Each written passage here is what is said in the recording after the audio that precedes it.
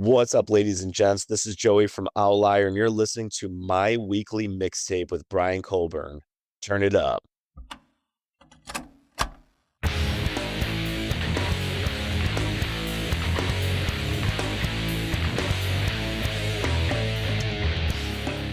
What is going on, friends? Welcome to my weekly mixtape, the show that takes the classic mixtape approach to building a modern playlist. I'm your host, Brian Colburn. Joining me tonight is Joey Arena, lead singer of Outlier, who recently released a cover of Cypress Hill's Rock Superstar, featuring Hyro The Hero and Cypress Hill's own Sen Dog. Joey, thanks for joining me tonight, man. Thank you for having me.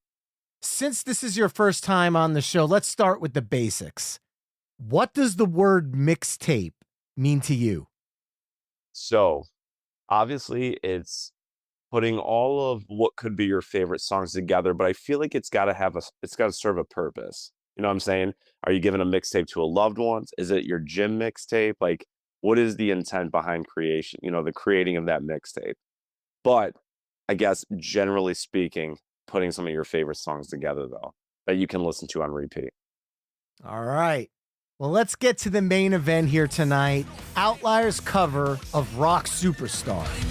So you wanna be a rock superstar, live large, a big house, 5 cars, in charge, coming up in the world, don't trust nobody, gotta look over your shoulder constantly to be a rock superstar, live large, a big house, 5 cars, in charge, coming up in the world, don't trust nobody, gotta look over your shoulder constantly. First, Joey, I'd like to talk about some context here. What's your personal history with Cypress Hill's music, the song Rock Superstar, and what did that track mean to you when you first heard it? And I can't believe I'm even saying this, 25 years ago. It's crazy to say that. It is so crazy. So, I was young when it came out, but it takes me back to, honestly, my buddy picking me up for school. You know, all my friends were older, so I always had buddies that were driving me to school. And I remember the year that this song came out, and it was on every single radio station, like 10 times a day, whether it's a pop station, a rap station, because they had the rap version, or you got the rock and metal stations. And it was, I loved it. I would always play it, you know. And then we had, like, you know, of course we had CDs back then, so we're playing it on disc. And I love the track a lot. It's so funny though, because I was still young as a musician then. So I got to appreciate it as a fan versus critiquing it as a musician later on in life, you know? And being that Slash had his hands in on it, and, like, you know, I'm talking about the rock version, you got Chino from Deftones and Everlast. Growing up in music, I always felt like an outcast because I was always trying to do things. I always was trying to write for myself and do things that I wanted to do and push the envelope and grow as a person and as a musician along the way. And it's all kind of by design, you know, like, I look back on it all. It's all like when I was tracking that song and I got to sit and actually read the lyrics as I'm, like, rapping these lyrics, and like, oh my God, this is just so real. It's so true. You know, you're going to be hot 1 week and then take advantage of it, live presently, because somebody else is going to be hot the week after. You know what I'm saying? And that's all that it was, and how the industry's so grimy and so demanding of you, and it just takes so much out of the musician. And I would say that, like, I feel that way. I would be lying if I didn't have a little bit of jadedness, and I feel like every musician has some sort of jadedness to them. And the song is just very real, and as I got older, I got to appreciate it even more lyrically. And I just always felt it would be the perfect cover because it's already a well-written song, and I wanted to see what I could do with it in current production while paying tribute to the original, how I can make it my own, you know, without going too off the rails, though. And before we move deeper into the discussion, I want to let the listeners know that even though we played a clip earlier, if you want to hear the whole song, it's available now on all streaming services or via the show notes or the episode page at myweeklymixtape.com.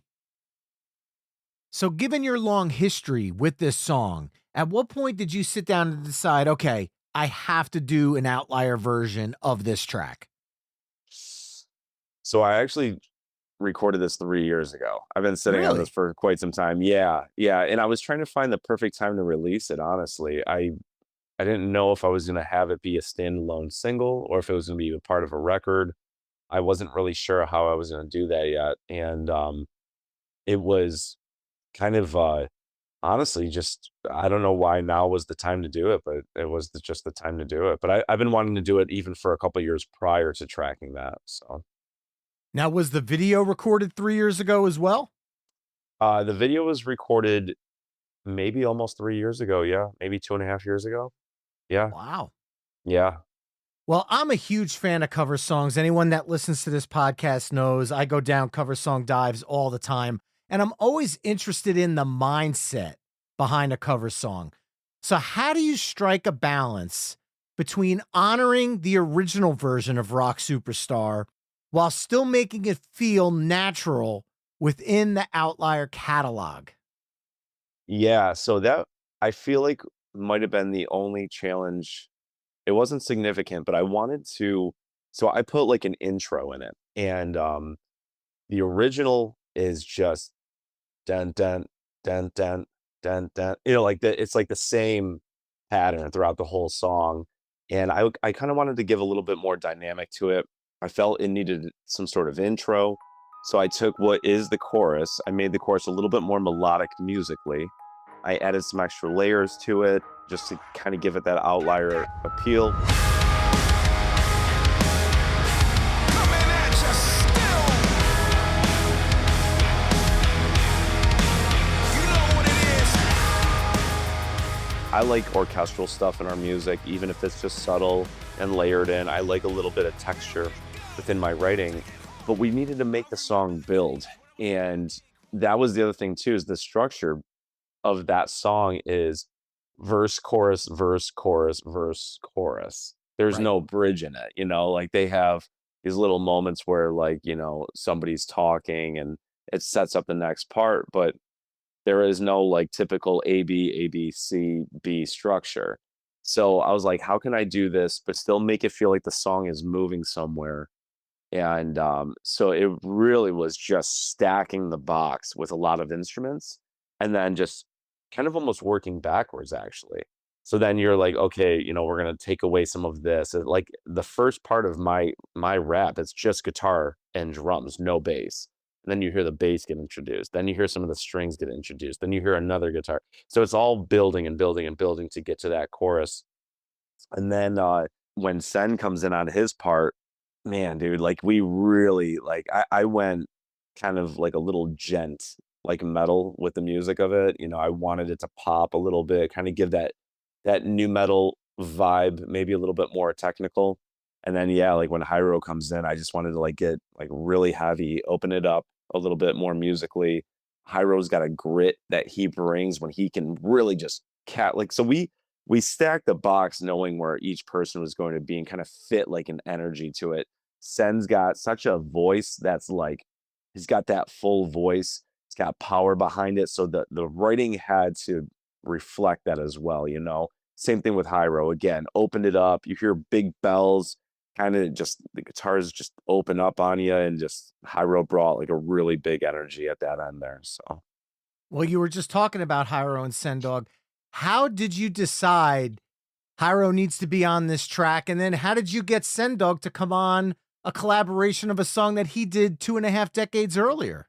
yeah, so Sen was a friend of a friend, and I originally started tracking the song without the intent of anybody featuring on it. I was like, I'll try to do this whole thing myself, and then I reached out to Sen, and Sen like heard it, and he was like all about it.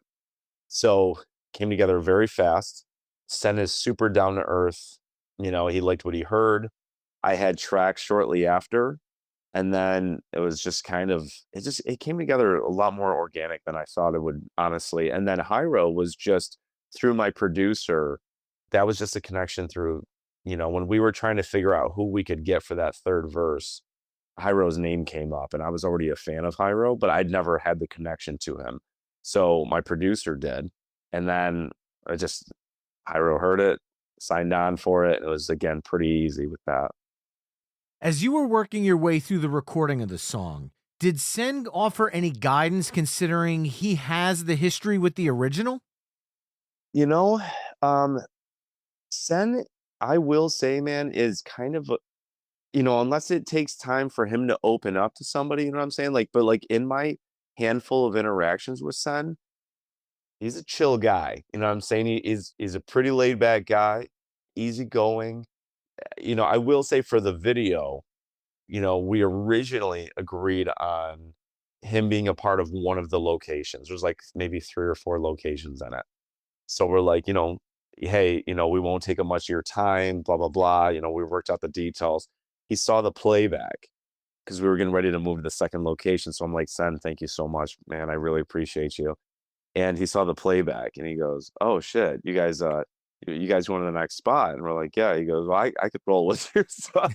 So he stuck it out longer once he saw like what it was turning into. And I think at first, and I don't blame him because, he most likely didn't know me, you know what I'm saying? And I don't know how much recon he did of the band prior to. And, you got some dude who's doing a cover of your song, and this could go left or right. And he obviously doesn't want to attach himself to anything that's not going to be a solid representation of himself. So I think he just needed to see it. And once he saw that, like my videographer, Tom, is like really good, he's real pro. And then he goes, "Oh, okay, I'll stick it out with you." So like we got Sen walking up a hill, like what for the one scene where we're on top of like a small hill or like a mountain or a big, whatever. And he walked all the way up this steep ass hill with us to shoot the video. So he stuck it out, man. So he believed in the cause, and him and I had a good phone call right before the release, and he's supportive, but he's just, again, he's gonna kind of just chill and watch how it goes. Where did you guys shoot the video? Because it has almost this Mad Max vibe going on. Yeah, so we shot it in Vegas. I absolutely love Vegas, but one of the we shot the indoor stuff is at a studio in Vegas, and then the outdoor stuff is close to Red Rocks out there, and it's one of my favorite spots. And I've always wanted to just like every time I go out to Vegas, whether it's for a show or anything, I will take a couple days myself and I'll go out to like Red Rocks, and like there's this spot where you get no cell service and it's phenomenal, man. And I love it. Yeah, I get to just go up there, no distraction, and I'll go sit like on the edge of like a mountain, and just kind of, I don't know, take in how grand the earth is and like the sun and how small I feel in the universe. It's just like a very special place for me. It's very weird, but I get such a rush of energy every time I'm out there. But yeah, so we shot not too far from Red Rocks. That's where you're seeing the outdoor stuff. And then there was like an old dried up lake bed, which was, where the Jeep is like cruising, and those scenes were fun. It was perfect because we had been shooting all day, and we're like, man, if we could get it right as the sun is coming down over the mountain and we're just flying with this Jeep, it was cool. It was cool. Now, is that your ride, or did you guys rent that for the video shoot? Oh no, we rented that. I didn't know if this was going to be like one of those jackass moments where you take it into like a demolition derby and then go return it because you took out the rider on it. Miracle. Oh my God. No, we actually, the guy we were looking, on one of those apps. I forgot which one we got it from, but the guy was like, he did his homework, and then when he's a big Cypress Hill fan, and he goes, "Oh my God, dude." He's like, "Bro, listen." He goes, "Please, if you need anything, let me know. You can keep it longer." He goes, "Please take, photos of it." And like, I'm like, "Are you cool with us going off road with this thing?" He goes, "Oh, take that thing off road, man." So he loves seeing us like just whipping this thing. Like we showed him like clips of it, and then he became like just a big fan overall. And he's like, so he's got multiple vehicles he owns, and that's just what he does out there is like rental.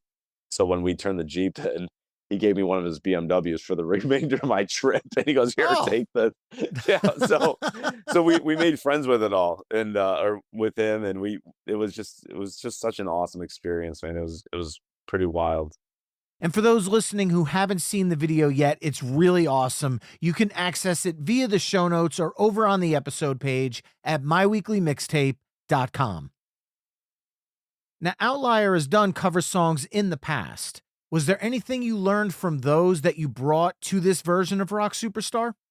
Yeah, so, when I originally started Outlier, I did a cover of Zed's "Stay the Night," and my voice was I was very young, and you can hear it in my voice. I was still growing as a vocalist a lot, and, we actually began and this is the first that people are hearing this because 'cause we've been getting a lot of messages about it, and we've not given a reason as to why, but we are, we wiped out part of our old catalog, and, there's reason for it, reasons that I can't speak of at this very moment, but we did that, and then we did a cover of Taylor Swift's "Ready for It" back in the day when that came out, and, those were kind of, I won't do that again. I won't ever cover a song that was, just coming out, trying to ride that wave in, that whole that's to me, it's a desperate move, and I know bands do it, and I know some bands have gotten big off of it, and that's not I'm not trying to take a jab at them, but that's really what it is, just a desperate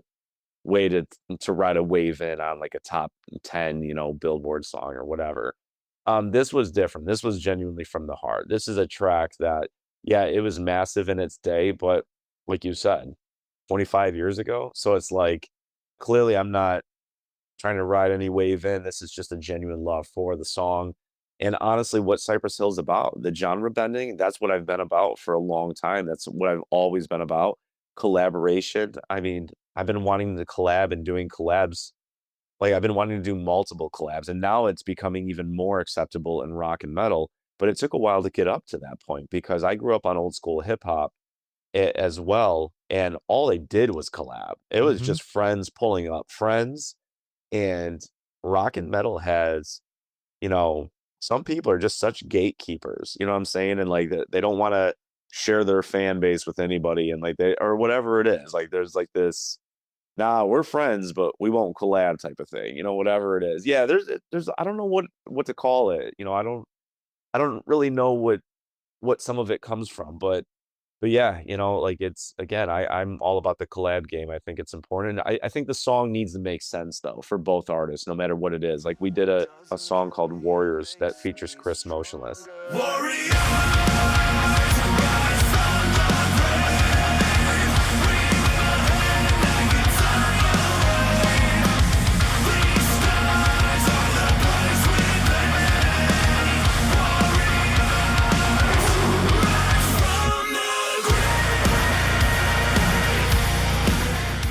That came together very organically again.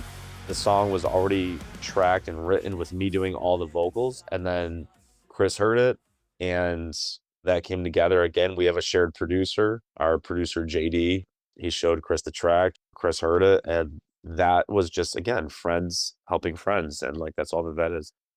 I want to touch on that collaborations thing for a minute because you mentioned Chris Motionless on Warriors.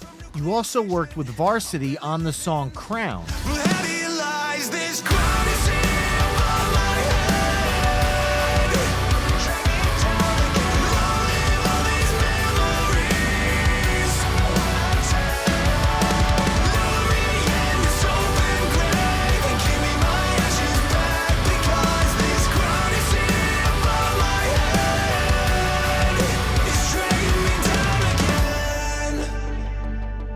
How does collaborating on a cover song compare to working together with another artist when it's an original of yours?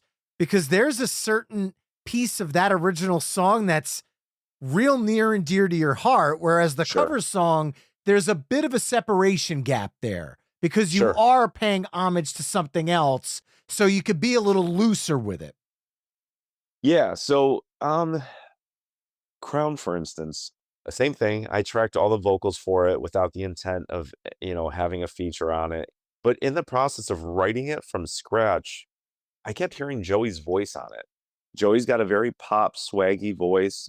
I'm much more of a rock vocalist, although I am trying to become more, have a little bit of that pop element to my voice. And, that's why Crown was really fun for me because there's a little bit of a different type of vocal performance than what I have traditionally done in Outlier up until this point. It's much more of a melodic song as well.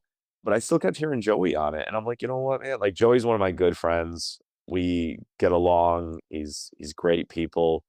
And we've always talked about doing some stuff together. And again, it made sense. So he tracked it. He sounded perfect on it. And it was just great to have that.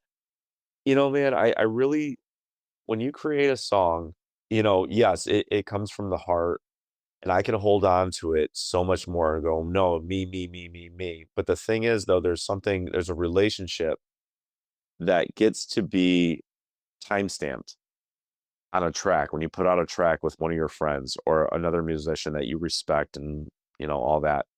And when that gets pushed out into the world, that whole friendship is like revealed. You know what I'm saying? And it's like in the song now. Now it's in the message of the song as well. It's like imprinted almost. It's just so different. I don't know how to explain it. So like I don't have the emotional tie. Like, yeah, people will see me play it live and I sing it from beginning to end. So it's like, if I were to ever have this whole like I wrote the song, it's special to me. I'm not gonna lose that when I go to do it live. You know what I'm saying? And like as I, whether I'm doing interviews about it or sharing the message on stage as to whatever that is.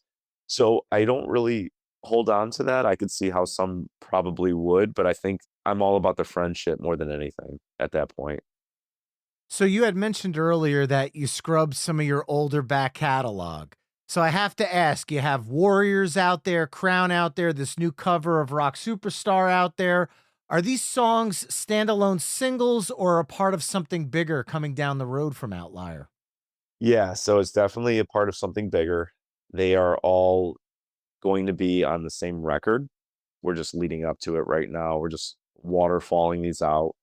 And there's just a lot more music on the way. Honestly, what people are hearing is it's all writings from within 1 to 3 years that I've been sitting on in this band. Like some stuff, I mean, it's some stuff I have to go revisit and continue working on, but there's a lot of what they're hearing is at different points of the band. And it's so funny because going back on it all, like Creature of the Night and Crown came together really fast. And I didn't sit on those very long. Those came out fast. They were done fast. Like they all came out within the same year of being created. Well, we've heard clips of Rock Superstar, Warriors, and Crown, but you mentioned Creature of the Night, so let's play a clip of that. Are you a creature of the night? Are you cold and dead inside? Under the blood moonlight, been searching my whole life. Would you be my creature of the night? So with the focus tonight being on Superstar, how did that track become kind of part of this larger picture of the other songs from the band? I wanted it to be a part of this record, and this really kind of came from me looking at one of my producers, for feedback on like as I'm like creating the track listing of this album, and they're like, "Why don't you put Superstar on?" I'm like, "Do you think it would fit?" And he goes, "Dude, what is Outlier? Like Outlier does whatever he wants. Like that's what it is. So you should put it on there." And like you make that statement in your record when you do put something like that on there. And I've done white boy, I call them white boy raps. I've done white boy raps and like previous, songs, like 3 different songs. So it's not really foreign for me to do that. But this is the first time that anybody got to go, "Oh, he can actually rap." You know what I'm saying? Or like whatever, attempt. It depends on Oh, how dude, you held it down, man. I definitely tried it. It was at first it was you got to find the right attitude. Rapping it's a different thing, man. It sounds effortless when you hear a lot of rappers do it, but there's more to it. It's just like singing. It's just without sustain and note. You know what I'm saying? But because you still got to worry about like your enunciation and your delivery, your attack. Are you bringing up the energy up? Are you taking it down? Like, how are you gonna do it like lazy? Are you gonna be aggressive in your attack? Like, it's just so different. You still have to think about it, your delivery, and tracking that. So, So I guess the big question is, when can fans expect the full album from Outlier? um, so I'm gonna say spring right now. We had a tentative date, but everything's kind of a little bit behind from the initial mapping out. Like last year, we did it like a map out of like how this year is going to play and given where it is. And you kind of also want to see who's going to be at radio at what point. And because when you go to do that, like, you know, we run mild radio campaigns for a lot of our music because we write. I feel like a lot of these songs have a fighting chance at radio. Now, I don't care about being a Billboard artist. That's all money anyways. I don't care. Like we've charted, don't get me wrong, but that's just at the end of the day, it doesn't really do anything. It's a bragging right. You know what I'm saying? It looks cool. Don't get me wrong. You know, I'm not going to be mad if I ever did become a #1 Billboard artist, but Damn you know, it. to empty my bank account, like to do that, or you know, have a label put me in severe debt to do that is I don't care about that. It's not. It's just it's again, I don't care about that. But you know, we still want to strategically lay our singles out that as they come up to a record that you know need to make sense in that timeline because going at radio, it's not like dropping like like the Spotify and the DSP game is all like 6 weeks, right? It's kind of like the sweet spot. But radio, it takes a while for radio, like your campaign to go through. That's like 3 to 6 months. Mhm. So you got to strategically kind of like stack your singles as you're rolling out a record. And that's kind of why I can't give a definitive date at the moment here, but we are, you know, I definitely, it's going to be out in spring of this year for sure. Well, Joey, since this show is centered around playlists, I'd like to close with this. What are 3 songs that you're rocking right now that you think all of the listeners should have on their respective playlists? Of like other bands and stuff. Yeah. Yeah. Breaking Benjamin's Awaken, hands down. I like religiously start my day with it. I don't know why I'm on this kick of like starting my day. Song is perfect from beginning to end, without a doubt. I would say that God. Metallica's Fuel. I don't know. I feel like Fuel should be on everybody's playlist. It rams you up, man. If you need energy, just pop on Fuel. You'll feel good. And probably Nookie. Limp Bizkit's Nookie should be on everybody's playlist. Oh God. Well, Outlier's cover of Cypress Hill's Rock Superstar featuring Hyro the Hero and Cypress Hill's own Sen Dog is available now, and I'll have it up on the episode page over at myweeklymixtape.com for you to check out if you haven't heard it yet. Joey, this has been an absolute pleasure. Thank you so much for joining me on the show, man. Thank you for having me, man. I appreciate it. And to those listening, if you have a future episode you'd like to hear on My Weekly Mixtape, send me an email, myweeklymixtape@gmail.com. Hit me up on all the social media haunts at My Weekly Mixtape. Use the contact page at myweeklymixtape.com or become a Patreon mixtaper at patreon.com/My Weekly Mixtape. It's free to join, and there's several tiers available if you'd like to support the show a little extra. If you're listening on Apple Podcasts, Spotify, YouTube, wherever you may be listening, please leave a 5-star review, a thumbs up, drop a comment, do all the things. Help me spread the word about My Weekly Mixtape to other music fans that might be interested. Once again, my name is Brian Colburn. This has been My Weekly Mixtape, and until next time, enjoy the tunes.